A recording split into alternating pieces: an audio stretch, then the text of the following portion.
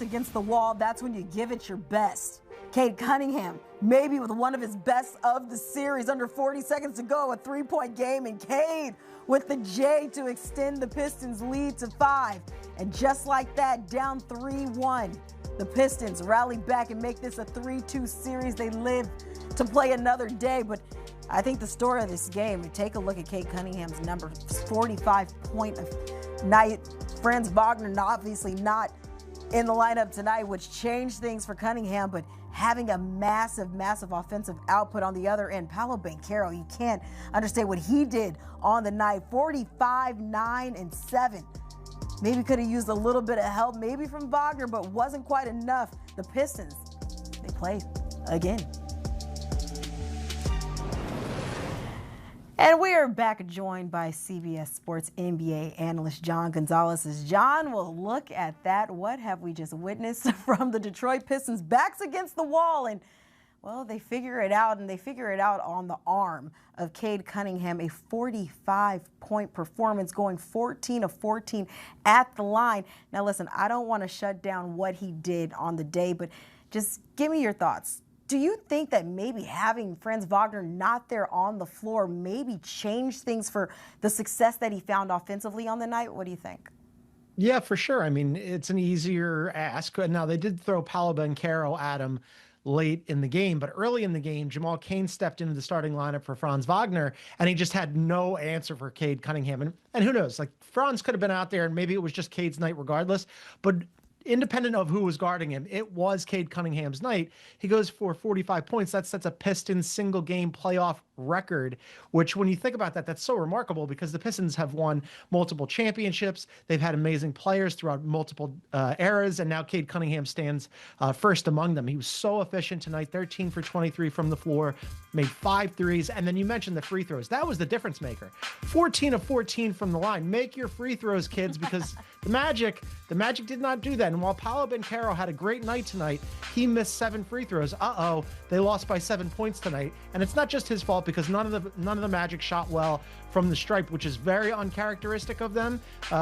Cade Cunningham, fantastic night. Still needs to clean up those turnovers. 6 turnovers tonight, which is actually less than he had in the last 2 games. So something for him to still work on going into Game 6 in Orlando. But yeah, they could not have done this without Cade Cunningham. He was phenomenal tonight. We've talked about this throughout this entire series. He has to do so much when trying to carry this offense. Those turnovers coming along with it did get that number down, but probably want to get that down even further. But I think the biggest lesson here, make your free throws, kids. Get your practice in. But look, Detroit, they did win the glass 49-33. They grabbed 16 offensive rebounds. Do you think that was the biggest non-Cade difference in this game, or did something else catch your eye?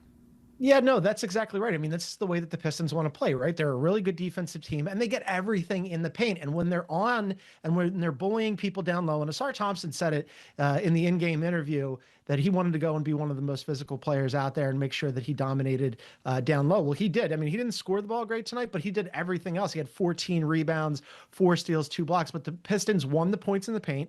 They won the battle on the glass, and they won just barely the second chance points. But that's how they have to generate offense outside of Cade Cunningham, because this is not a good shooting team. Neither of these 2 teams are good shooting teams. Now, you got 23 points from Tobias Harris. They'll absolutely take that. But really, they're dead in the water if they're not dominating down low. And they really did that tonight. And we should also say that Jalen Duren, who has not been good in this series, had his best game of the series tonight in Game 5 when they needed it most. So all hands on deck tonight. Cade Cunningham was great. Jalen Duren was great. Tobias Harris was great. Asar Thompson was great.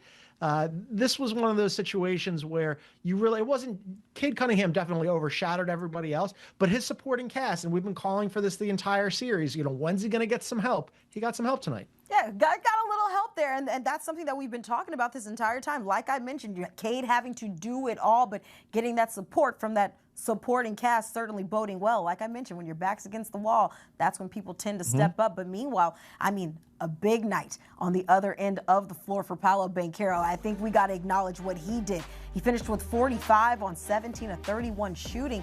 But just how do you evaluate this kind of massive night from Paolo? Because the production, it was big, but the Magic did need a few cleaner possessions there to close this out. Yeah, Paolo was really good everywhere tonight except for at the line. And, there's only so much that the guy can do, right? He goes for 45. He almost set a franchise single game playoff record tonight. He was one off of that. So he was matching Cade Cunningham's energy and effort and scoring. And again, at the end of the game, when they really needed to try to slow down Cade Cunningham, he took on that assignment. So full marks to him. Yes, he missed some free throws. That does not help. But the Magic here, this was one of those games where it looked like the Pistons were going to win this pretty handily. And the Magic never went away. And that's something that if I'm the Pistons, it's great that you won this game and it's 3-2. And now you've given the Magic something to think about as they get it back on that plane and they go back to Orlando for game 6. But the Pistons not being able to pull away from the Magic and not being able to win this game like super comfortably is also something for the Pistons to think about. So the Magic, you get full credit on a night when you don't have Franz Wagner, when Jalen Suggs wasn't a plus for you offensively. You needed 19 points from Anthony Black.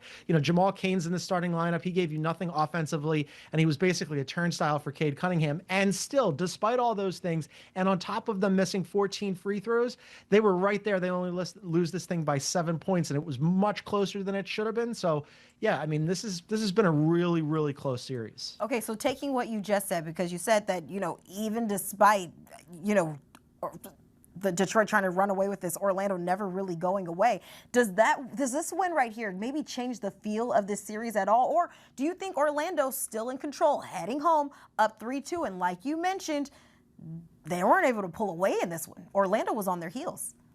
Yeah, I mean, I think the Magic are still in the driver's seat. They are up 3-2, right? And they're going back home with a chance to close it out on their floor in game 6. I'd rather be the Magic right now, but the Pistons played their best game. They're coming off their best game of this series, and they got Cade Cunningham going. And yes, again, he still needs to clean up those turnovers.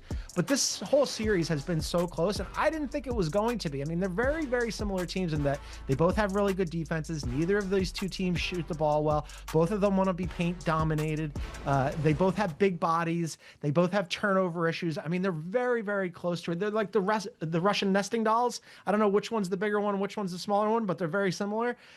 So I didn't expect it to go this long. We have a 1 seed that's behind to the 8 seed. So I don't know how this is going to finish out. If I was betting on this, and I'm not a basketball bettor or a bettor in general, I think I'd take the Pistons to extend the series. But the Magic being at home is definitely an advantage for them. You know what? It's making for a good series because let's be honest, a few of us might have been calling the Pistons dead in the water because the Magic have been playing so well, or playing at least matching up with Detroit so well. But hey, I think right now where we stand, it's anybody's game. And you and I'll be back here game 5 to talk all about it. John Gonzalez, appreciate you. Things getting interesting.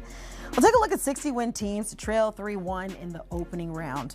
The Pistons, the 3rd team in NBA history. 60 wins, yet falling 3-1 to the 8th seed. But now, things get interesting.